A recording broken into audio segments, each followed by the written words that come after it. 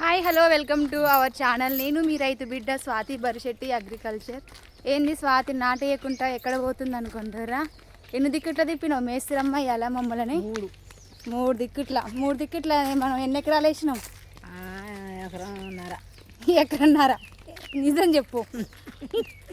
పరువు పోతుందని అబద్ధం చెప్తుందన్నమాట. అస్సలు పని జరగలేదు. దిగబాటు తొంట్లు గుంజుతున్నాయిగా, మామూలు గుంజట్లేదు.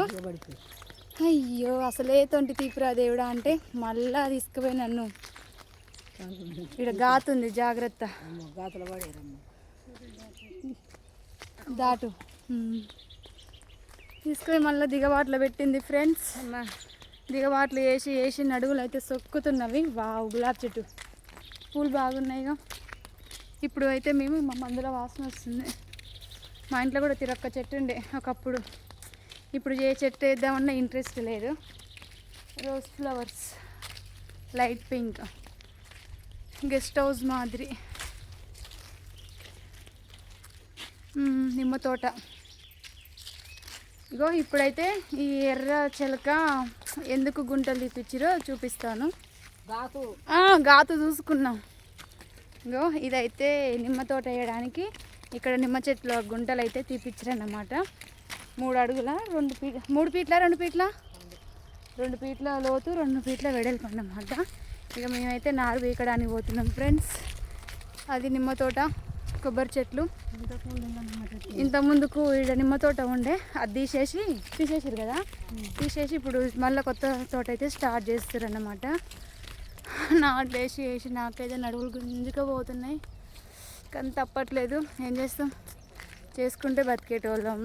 ఇలాంటి మోటు పని చేయాలంటే అసలు చేయలేరు, హెల్త్ బాగాలేని వాళ్ళు.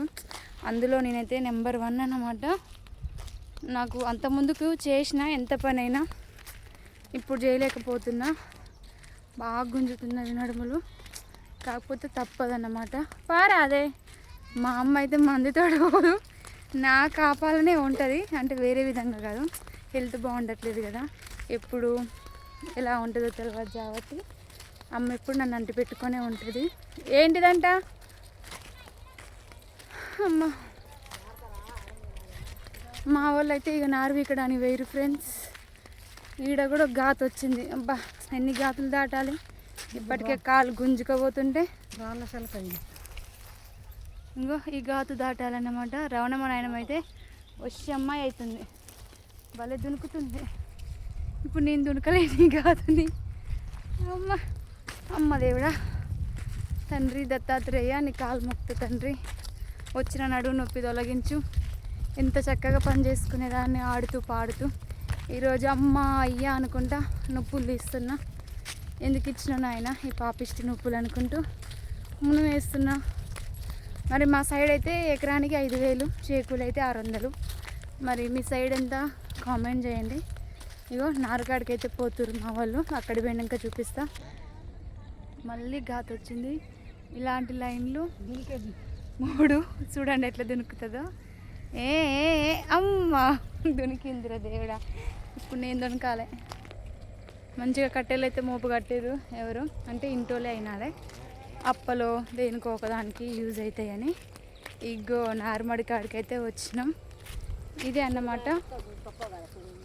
ఇగో మేము వీకే నారు ఇదే.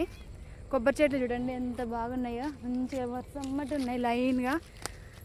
2 చెట్లకి ఉయ్యాల కట్టి ఊగితే బాగుండు. గింత బుక్కడి బువ్వ వేసి నీళ్ళు ఇచ్చి పొద్దుగుకులు ఉండవంటే ఎంత బాగుండును కదా. ఈ పని చేయడం ఎందుకు, ఒళ్ళు అలవడం ఎందుకు అనిపిస్తుంది. తిన్న గిన్నె నీళ్ళున్నా చాలు, ఏటి కష్టం చేసిన. ఈ నాయనమ్మ ఇట్లా అంటుంది ఫ్రెండ్స్. ఇక మేమైతే నారు వీకడానికి పోతున్నాం. మీరందరూ నాకు సపోర్ట్ చేయాలని మనస్ఫూర్తిగా కోరుకుంటూ నేను మీ రైతు బిడ్డ స్వాతి బరిశెట్టి అగ్రికల్చర్. బాయ్.